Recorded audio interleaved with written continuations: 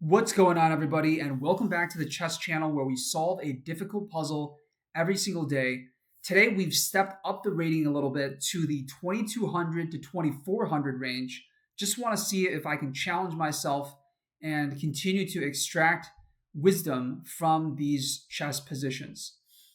So, the other thing I'm going to do and the technique that I'm going to focus on today is using a little bit of humor to put my brain into a creative state where I'm thinking outside of the box and free associating so that I can actually get better at solving the puzzle.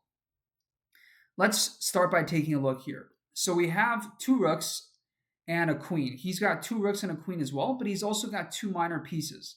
He's got the knight on f3 and the bishop on c4. We are up a pawn, so we're down 5 points of material. Our opponent has a very weakened king on h1. It's tucked away in the corner and it's completely exposed because there's no pawns defending it. So I would give his king safety a very low rating, especially given how many of our pieces are trained in attacking it right now, with both rooks coordinating down the g file and the queen potentially coming in on h4 or even h6. So I would give his king safety a rating of 2 out of 10. I would give our king safety a rating of 7 out of 10, upwards of 9 out of 10. He has maybe a move like queen a7 to get in, but even if he gives a check here, our king is pretty safe here in the center. In terms of piece activity, our pieces are certainly on the offensive side, doing a lot more than his pieces. And he does have more material than us. That's something that we should consider. And he does have three pieces right now that are coordinating defensively. He's got this knight, his queen, and his rook. So I would give us maybe a 2-point advantage in the piece activity category. In terms of what is the likely result of this puzzle, everything in his camp seems pretty well defended. So winning material doesn't seem like a very high probability. Instead, I think it's quite likely that we're here to deliver a checkmate. I would say that there's a 80% chance, just based on my initial survey, that it could be a checkmate in this position. And there's a 20% chance that it's winning material. And if we do win material, it's very likely that it's this knight on f3. He may have to sacrifice his queen at some point to stop a checkmate, so that's also possible. And maybe low percent chance that it's this rook. So I would say it's 60% the knight, 30% the queen, and 10% chance that it's the rook. Out of the probability that it's winning material. So with that in mind, let's start by looking at candidate moves. So we are trying to give a checkmate. We have the squares along the g file cut off already. So he can't go to g2, and g1 is occupied by his rook. He's only got this one escape square left on h2. And we have a couple ways of getting to that square. One way we can do it is by moving our queen to h4. Queen to h4 check, and he's king is completely trapped in the corner. He can't block the check unless he moves his knight to h2. And the other thing he can do is capture our queen on h4. Let's look at the capture first because it seems a bit stronger. But if he captures, rook takes h4 check, and now he can't capture our checker anymore. He's got to block it because he can't run. So queen to h3, rook takes h3 is then going to be checkmate. So that's an L for him. Queen to h4 check. If he goes the other way and blocks with his knight, we can try to sacrifice material by trading our queen for the knight, and then king takes h2, and then we try to go rook h4 check. Now he can block with his queen, and we're not actually winning material there because we've already had to give up a queen for the knight, and he gets a queen back for the rook, so he's actually going to be winning an exchange in that process.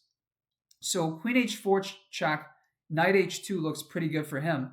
I would therefore stop considering that move as one of our candidates, or at least take it out of the current calculation sequence and move on to something else. So let's look at queen takes f3 instead. I don't know why I decided to say that in such a logical manner. I could have said that a lot more concisely. So queen takes f3 check is another possibility.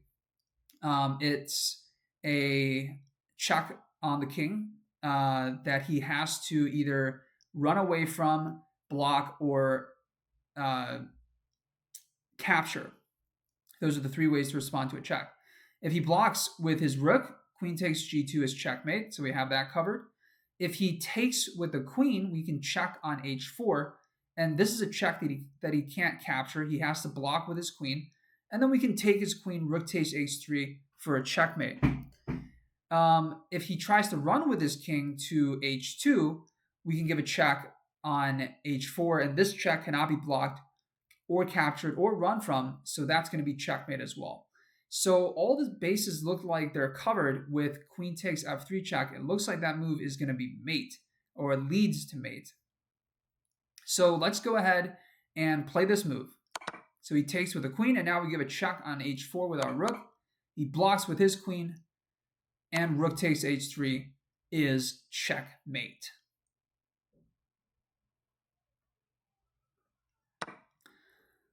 Let's go ahead and do one more puzzle because we solved that one so quickly in just under 6 minutes, or just over 6 minutes rather. So this puzzle I've not taken a look at beforehand, and we're getting to experience it for the first time. So what I'm noticing here is that our knight is pinned to the king by his queen, and he's up by 1 point of material. He's got a queen for a knight and a rook. His king is not super safe here, being tucked away in this corner, and we can maybe go after it with our rook by giving a check. Our king is also potentially unsafe because his queen can jump around the board and give a lot of checks. It's very exposed. I don't see a checkmate right away because we're not stuck on the edge or the corner, but it's possible that he could fork one of our pieces. And for that reason, there's some danger that's introduced to our pieces as well. In terms of piece activity, I would say it's about even. We don't have a lot of coordination right now with our pieces. That's the main issue. But we can hope to establish that at some point. And his queen and his king are not really coordinating with each other yet.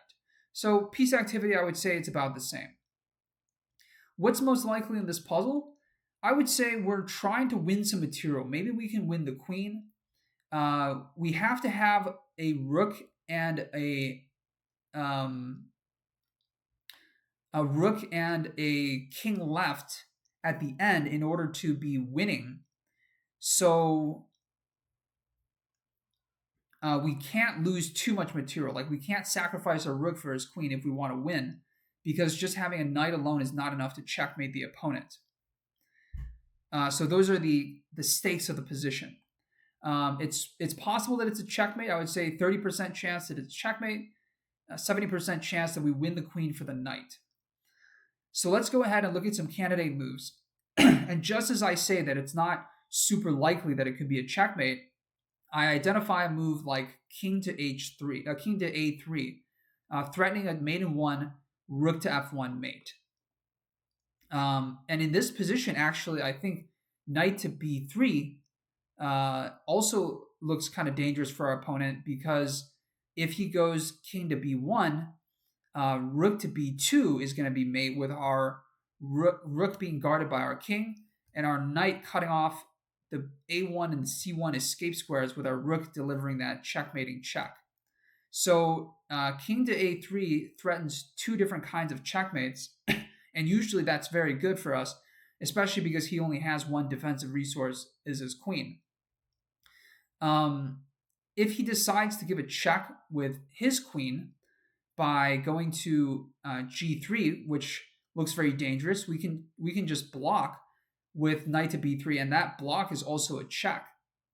And he would have to sacrifice his queen for the knight in order to stop the impending checkmate rook to b2. And like we said, that satisfies our criteria that we were looking for to establish winning material imbalance in the endgame position. So king to a3, queen check doesn't work. he can try to bring his queen back to defend on d1 or g1, stopping rook to f1 mate right away. But here, knight b3 check, king b1, rook b2 check is still going to be mate, and his queen is not covering the b2 square from d1 or g1. So let's see what else, anything else that he can do. He can't give a check on moving backwards through the diagonal or moving backwards towards the eighth rank in any way. He can take our knight here on d4, but that little pony was just a Trojan horse, let's say, because rook f1 is going to be mate still. He can just block with the queen after that, and taking the queen is going to be mate. So king a3 with every line that we're considering is looking like a better and better move. And I'm just scanning the board now to see if there's anything else he can do. He can maybe move his king to b1. That's a possibility. And in fact, that move looks like it helps him to survive at least a little bit longer. But if he does that, we can do a couple things. We can try to bring our knight to b3, and that would immobilize his king on the b1 square, because it's cutting off both of the squares that he can move to along the first rank, and we're threatening rook to b2 checkmate in that case. He can then move his queen back to g7 and attempt to stop the checkmate on b2, and it looks like that move would be pretty effective at doing that. If we give a check with rook to f1 in that case, his king can run to c2, and it looks like he's getting off scotch-free. So we don't want that to happen. King a3, rook b1. If we give a check with the rook on b2, his king runs to c2, c1, knight to b3 check, king to d1, and then rook to d2 check, and his king is slipping away to e1. Like an eel escaping from our grasp. King a3, king b1. Another option is to move our king to b3, but the problem with that move is that it gives up queen g3 check, and now our knight can no longer come to block the check on b3, and we would be losing our rook on f2, it looks like. With all of those things in mind, it still looks like king e3 is the correct first move that we can make. Other candidate moves we can consider, rook f1 check simply allows his king to run away to the second rank, and it looks like he's getting away from us, and we can't move our knight. And again, king b3, queen g3 check seals our fate. So let's go ahead and start with king a3 check, or king a3, not a check, king a3, just the move, knowing full well that he's probably going to go king b1. Okay, so he actually goes queen g3 check, which is good for us because we've calculated the sequence. Now simply knight to b3 blocks the check and continues that mating sequence that we talked about. And he goes to b1, which is the last move that he's going to make, because rook to b2 is going to be checkmate.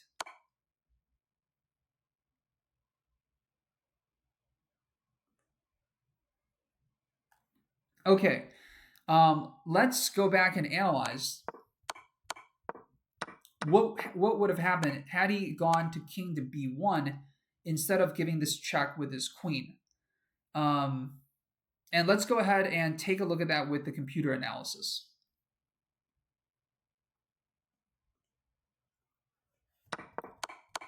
So here, king b1, the answer is rook to d1, or rook to f1 check. Okay, so the idea there is that our knight is covering this c2 square. So it's kind of like we're in a back rank situation where we have pieces that are taking away his second rank escape squares. And so rook f1, queen to d1, blocking last move that he's going to make, rook takes d1 is simply going to be checkmate. So that is actually walks him into a mate in 2, just like queen g3 does. So yeah, let's summarize what we've learned today from these puzzles. In the first puzzle that we looked at, we uh, were able to deliver a checkmate on the corridor of the H file. So things were very cramped for our opponent. We had to let go of our material, or be willing to let go of material, because we sacrificed our queen on f3 in that position. So to gain the initiative, sometimes we have to be willing to invest in the position. An analogy for that is kind of like investing in yourself or investing in a company, being willing to spend some money up front to get a massive initiative and attack on something that you want to achieve, and you can set yourself up with that leverage to win. In this puzzle, the second one that we looked at today, we played a quiet move, and we took into account literally every factor in the position because there were so few things remaining. Sometimes when there's not much left, it can actually become very complex because we have to scour every single possibility and we have to really calculate with our minds, kind of like when we're solving a math problem or an engineering problem where there's a very concrete, logical solution that we have to look at. So it was just a matter of tabulating everything that could possibly happen and making sure that it works out in our favor in every single case. And the technique that we were working on today was using humor to try to get ourselves into the flow of solving the puzzle. I cracked a few jokes here and there and try to keep things light for you guys. So I hope you guys enjoyed that. And make sure to tune back in tomorrow for another puzzle